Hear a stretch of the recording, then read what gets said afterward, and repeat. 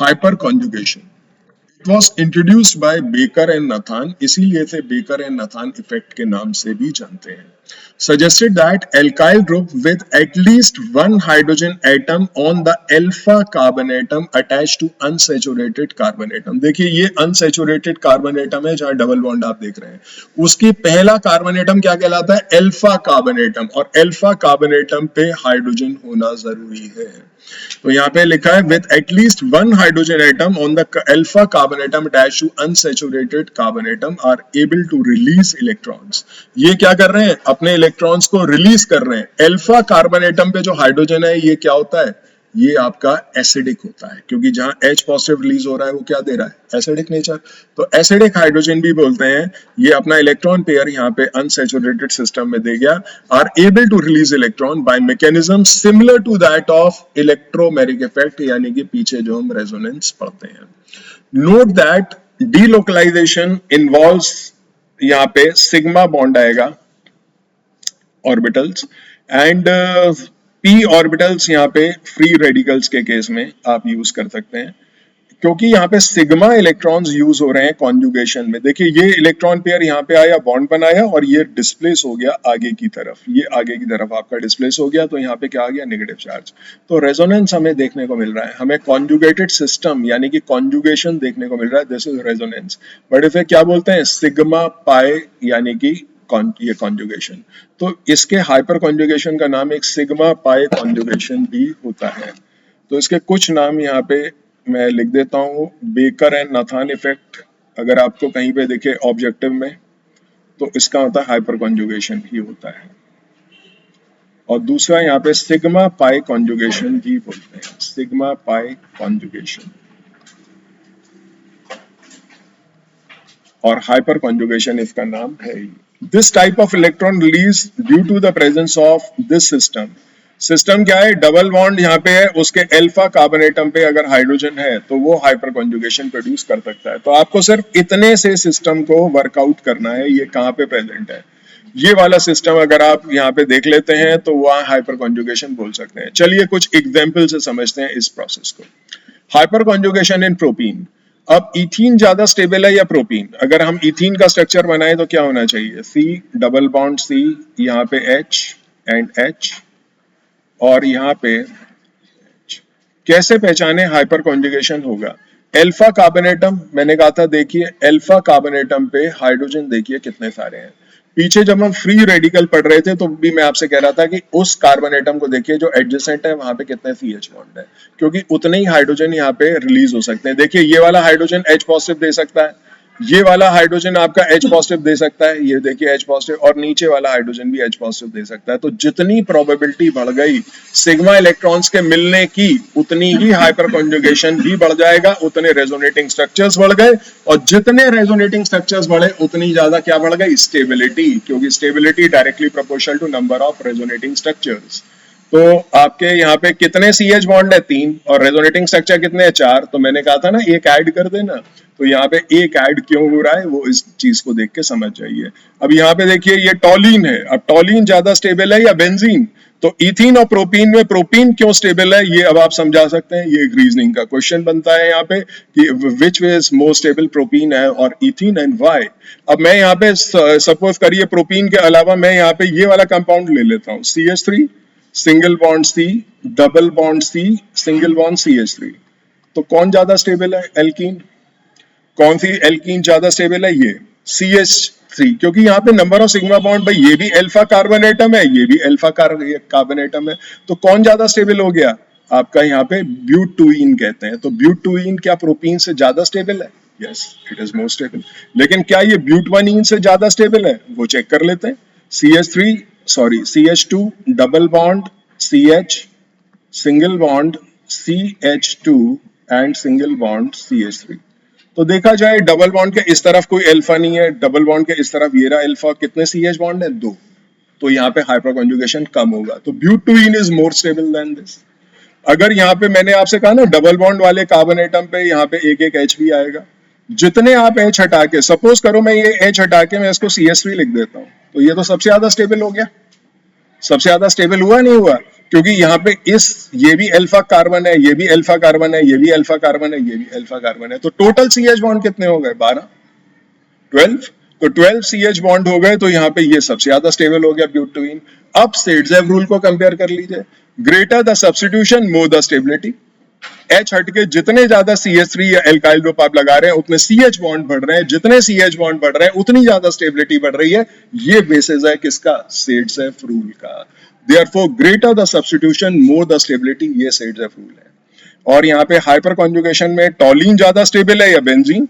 अब बेंजीन में तो कोई एल्काइल ग्रुप है नहीं, बेंजीन तो ये सिंपल सा स्ट्रक्चर है, यहाँ पे इसके अंदर तो स्टेबिलिटी रेजोनेंस की वजह से, लेकिन रेजोनेंस के साथ साथ यहाँ क्या हो रहा है?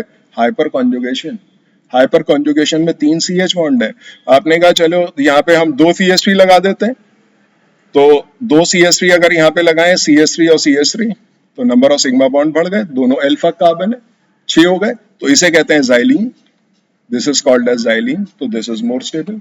अगर 3 CH3 में लगा देता हूं तो मेसिटाइलिन हो जाता है, तो वो यहाँ पे और ज्यादा स्टेबल हो जाएगा।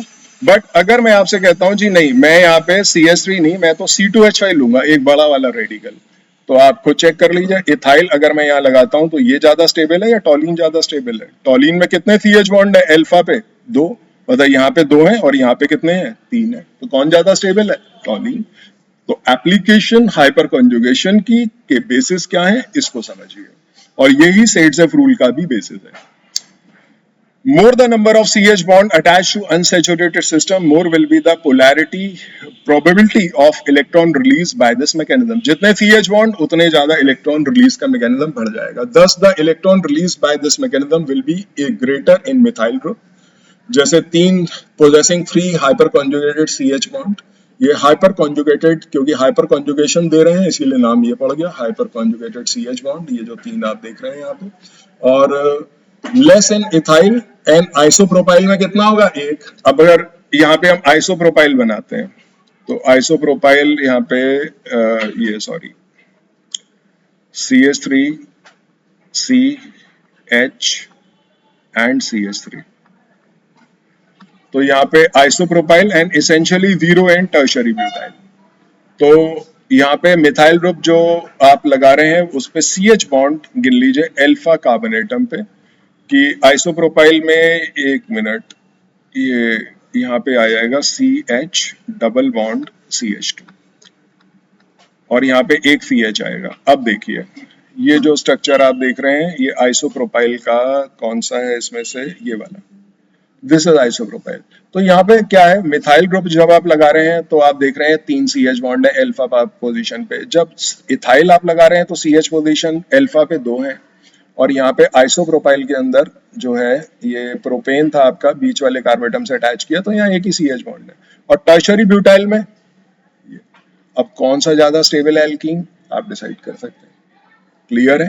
तो जहां पे अल्फा कार्बोनेटम पे जहां पे CH बॉन्ड सबसे ज्यादा है वो कौन सा है? 3, यहाँ पे 2, यहाँ पे 1 और ये।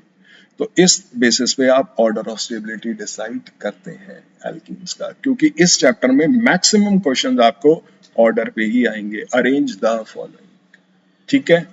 इसके बाद यहाँ पे देख लीजिए मिथाइल, ये उसी बात को पीछे एक्सप्लेन कर दिया है जो पीछे समझाया था, increasing inductive effect. Inductive effect और हाइपर कॉन्जुगेशन एक दूसरे के उल्टे चलते हैं।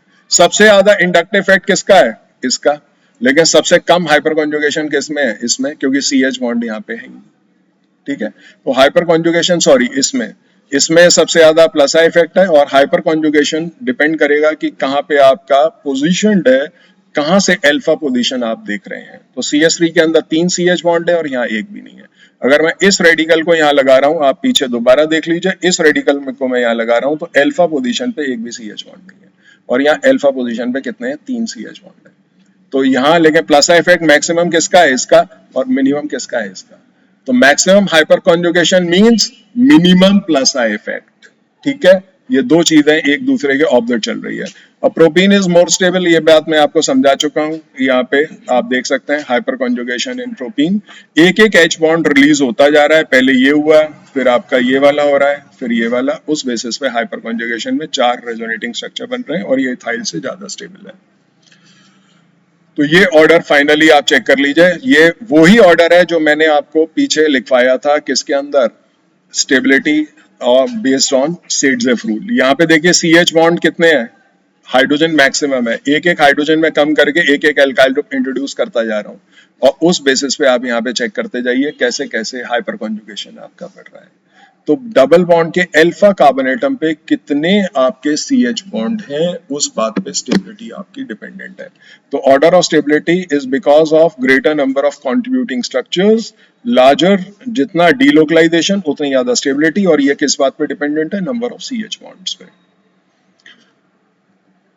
अच्छा, स्टेबिलिटी ऑफ कार्बोकेटाइन, ये भी आप इसके बेसिस पे बता सकते हैं।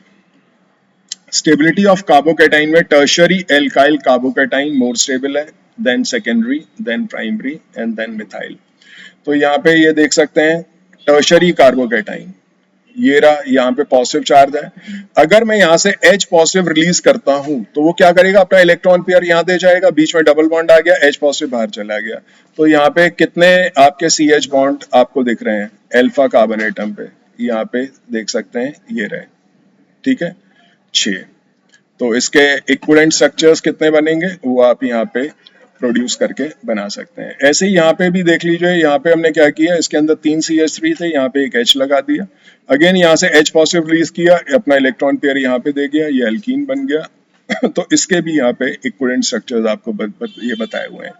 और प्राइमरी कार्बोकेटाइन के अंदर भी सेम बता रखा है, बस कुछ नहीं किया, यहाँ पे 3 एल्काइल ग्रुप है, यहाँ पे 2 है और यहाँ पे 1 है, प्राइमरी सेकेंडरी टर्शियरी। तो उसके बेसिस पे यहाँ पे जितने ज्यादा रेजोनेटिंग स्ट्रक्चर्स उतनी ज्यादा स्टेबिलिटी, और ये कार्बोकेटाइन की स्टेबिलिटी हाइपर कॉन्जुगेशन के बेसिस पे यहाँ पे आपको समझाई हुई है।